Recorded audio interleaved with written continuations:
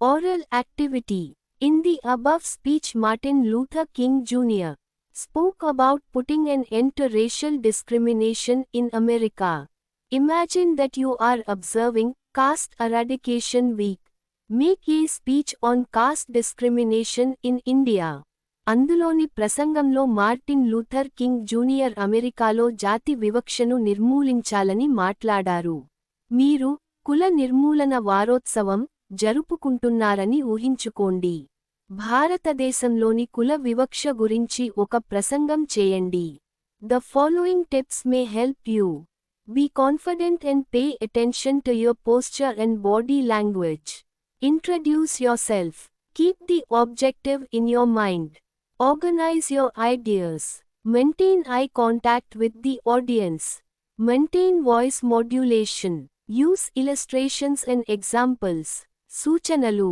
నమ్మకంగా ఉండండి మరియు మీ భంగిమ, శరీర భాషపై దృష్టి పెట్టండి. మీరే మొదట పరిచయం చేసుకోండి. మీ లక్ష్యాన్ని మనస్సులో ఉంచుకోండి. మీ ఆలోచనలను సక్రమంగా క్రమపరచండి. శ్రోతలతో కంటి సంబంధం ఉంచండి.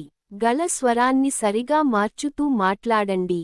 ఉదాహరణలు మరియు వివరణలు ఉపయోగించండి.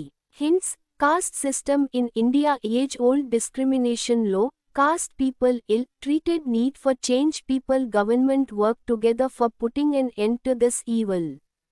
సంకేతాలు. Hints.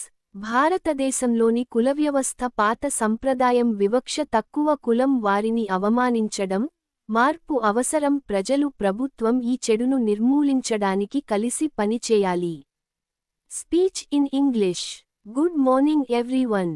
I am your name and today I am here to speak on an issue that has divided our society for centuries: caste discrimination in India. The caste system is an age-old practice.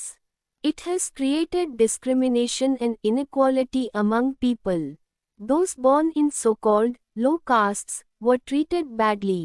They were humiliated, denied opportunities, and pushed away from society. This is a great injustice. Friends, we cannot allow this to continue. India is a land of freedom and democracy, but freedom has no meaning without equality. Just as Martin Luther King Jr. dreamt of an America without racial discrimination, we too must dream of an India free from caste discrimination. We need a change.